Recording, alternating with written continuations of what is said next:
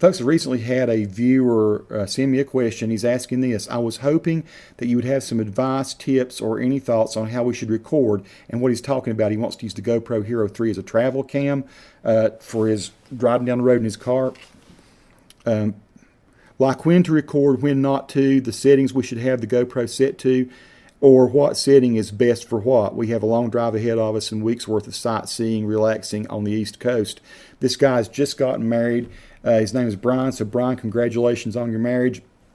First question you're asking is what to shoot and what not to. That really comes down to what you're interested in. I will tell you, if you're coming down from Michigan, which is where he's coming from, going to Myrtle Beach, there will be some long stretches of road that's not so, awesome to record, particularly going down through South Carolina on the way to Myrtle Beach. It'll be just a lot of grass and trees and stuff like that and sky. If you're into that, go ahead and record it. But the best advice I could give you would be to mount your GoPro Hero 3 in your car some way where it will be very secure. Now, I am not averse to just going ahead and putting a mount on my windshield where the windshield wipers won't hit it. And I usually put it dead center, kind of between where the windshield wipers are, and then I just put one of these things on there. Some people would say, well, will that damage your glass? No, it hasn't damaged my glass. I just make sure the glass is good and clean. I put the mount on there. It holds like iron. You cannot pull it off with your arm. You cannot pull those things off. You break the glass first. The way you get it off, though, is take like a really kind of sharp-edged little putty knife, and you can just totally remove it, or take a knife and just kind of work your way up underneath it, and you can get it off if you need to get it off. I leave 3 of them on my windshield, like pointing this way, this way, this way, and they hold great. I've had people say that they've had some horror stories about using the suction cup that GoPro sells, that sometimes it can come a bit loose. I've also had friends and myself as well that have put magnets, like the kind of magnets you stick to your car, and I've laid those on top of my car, which looks kind of weird, and then put a mount on top of that, and it holds really well too. But the best way, honestly, if you're going to put it on the exterior, is just to mount it to your windshield at some place where the windshield wipers will not strike it.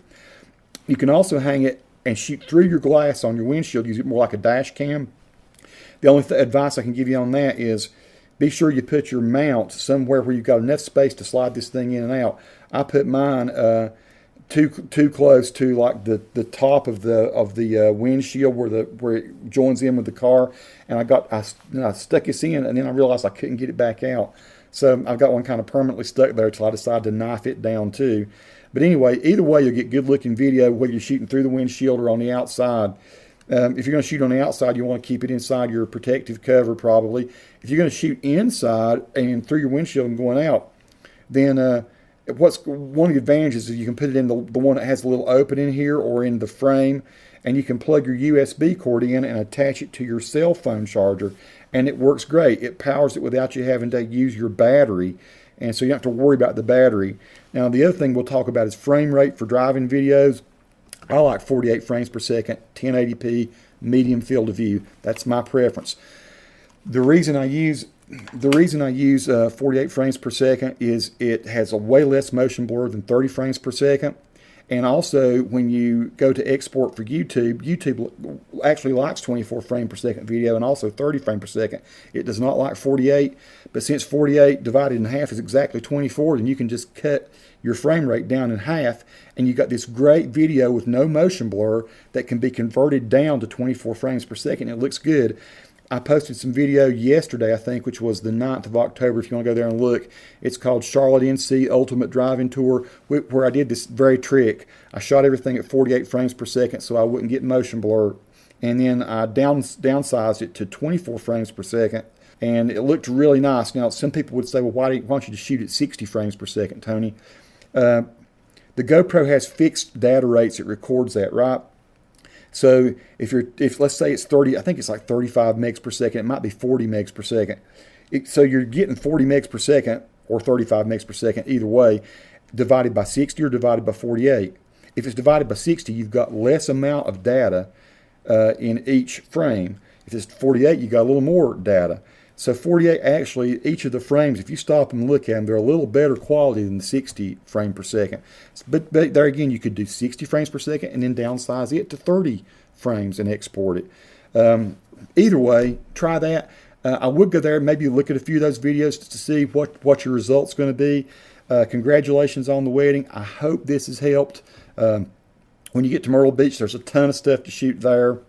You're going to have a great time. Interesting time of year to go.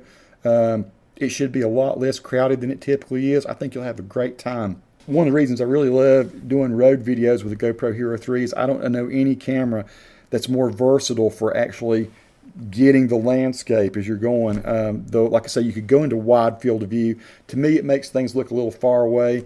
I kind of like the medium. It doesn't get quite as far. It more focuses in, but it looks just awesome. So I don't know what else to say. Good luck. Congratulations on the marriage. If you have any questions, please feel free. And folks, if you have additional advice for Brian, please post them. Anything you can do to help us all learn. I'm certainly not exactly a guru. I use my GoPro Hero 3s a lot, do a lot of stuff with it, but I'm always learning from you guys. So please do send your advice, and I'll make sure that gets passed along to Brian. Thank you, folks. Be cool. God bless, and see you out there with your videos in the world.